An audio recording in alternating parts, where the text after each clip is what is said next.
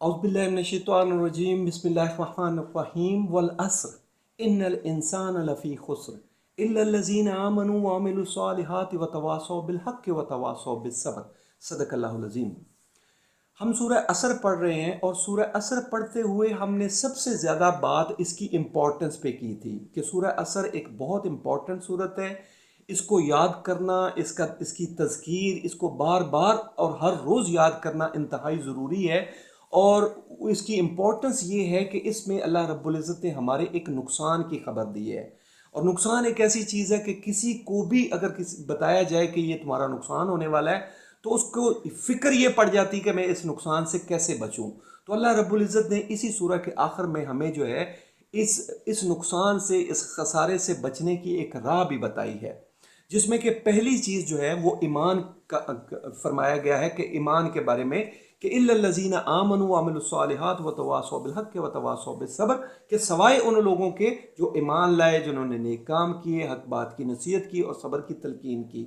इनमें सबसे पहली चीज़ ईमान है और इसके बारे में मैं पहले भी बात कर चुका हूँ कि ये वो बुनियाद है, ये वो बेसिक एक एलिमेंट है, ये बेसिक मोटिव है जो कि हमें गलती से गुनाह से बचाता है। और अगर ईमान ना हो, अगर बुनियाद ना हो, तो फिर नेक अमाल भी नहीं हो सकते, फिर वो भी ड्रामेबाजियाँ होंगी और फिर ये जो हक बात की नसीहत है ये भी करना मुश्किल होगा और सब्र करना भी मुमकिन नहीं होगा।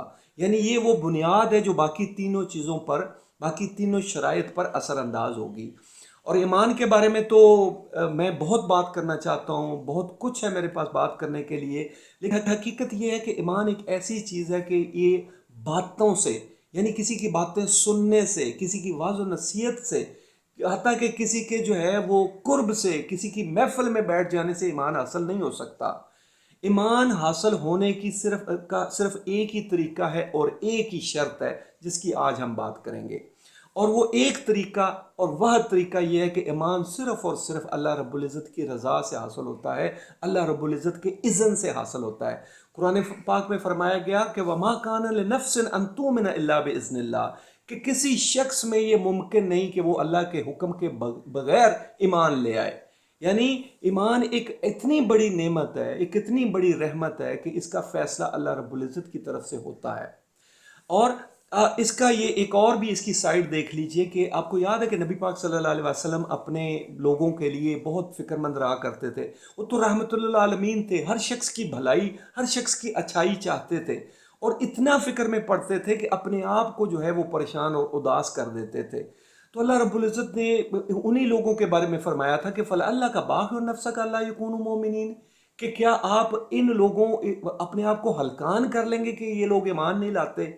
और फिर वो लोग जो नबी पाक सल्लल्लाहु अलैहि वसल्लम के करीब थे, नबी पाक सल्लल्लाहु अलैहि वसल्लम को प्यारे थे, जब वो ईमान नहीं लाते थे, यानी अपने ख़ानदान के लोग जब ईमान नहीं लाते थे तो उनको और भी दुख होता था। तो याद अल्लाह रब्बुल इज़्ज़त ने क्या फरमाया था? फरमाया गया इन्नका ला तहदी मन अहबब्ता वलाकिन्नल्लाह यहदी मन यशा व हुवा आलम बिल मुहतदीन। कि इस आयत में ये फरमाया गया कि जिनसे आप मोहब्बत करते हैं उनको आप, यानी उनको आप हदायत नहीं दे सकते हैं, जिसके लिए आप फिक्रमंद हैं, जिसके लिए आप जो है वो दुआएं कर रहे हैं, उसको आप हदायत नहीं दे सकते। फिर फरमाया वलाकिन्नल्लाह यहदी मन यशा, लेकिन अल्लाह ही जिसको चाहता है हदायत देता है। यानी ये फैसला हदायत का फैसला है, ये अल्लाह रब्बुल इज़्ज़त की तरफ से फैसला होता है। और वो क्यों? कि वह आलम बिल मुहतदीन, कि वो हदायत पाने वालों को जानता है, वो ईमान के काबिल कौन है रब जानता है, रब दिलों के भेद को जानता है, रब दिलों के अंदर की हकीकत को जानता है, इंसान की सोच को जानता है कि ये ईमान की तरफ आ रहा है, दीन की तरफ आ रहा है तो क्यों आ रहा है, इसके दिल में क्या है, रब वो जानता है। और उसी बुनियाद पर अल्लाह अल्लाह रब्बुल इज़्ज़त की तरफ से इंसान के ईमान का फैसला होता है। तो समझ लीजिए कि जिस शख्स को अपने ईमान की फ़िक्र है, उसकी पहली जो कंडीशन है, पहला तरीका ये है कि वो कुरान पाक पढ़े, वो अच्छे लोगों की महफिल में बैठे, लेकिन वो रब से ईमान के लिए दुआ करे। और दूसरी शर्त ये है कि इंसान साफ हो, पाक हो, अंदर बाहर से कोई ऐसा गुनाह, ख़ास तौर पर जो बड़े गुनाह हैं, वो उसकी ज़िंदगी में ना हो। क्योंकि अल्लाह रब्बुल इज़्ज़त इंसान को जानता है कि ये हदायत के काबिल है कि नहीं है। तो जब तक इंसान जो है बड़े गुनाहों से बच ना जाए, बचने वाला ना हो, यानी तकवे के किसी लेवल तक, किसी हद तक ना आता हो, उसको ईमान हासिल नहीं होता। ये भी अल्लाह रब्बुल इज़्ज़त की शर्त है। तो अगेन, जिन लोगों को अपने ईमान की फिक्र है वो क्या करें? दो काम। नंबर वन, अपने आप को सही करें, अपने जो गुनाह, हर इंसान को पता है कि वो क्या, कौन सा गुनाह उससे हो रहा है, वो अपने आप को पाक करे गुनाहों से। और नंबर टू, वो जो है रब से दुआ करे हदायत के लिए। यही तरीका है और यही शर्त है, इससे इंसान को हदायत मिलती है, ईमान हासिल होता है।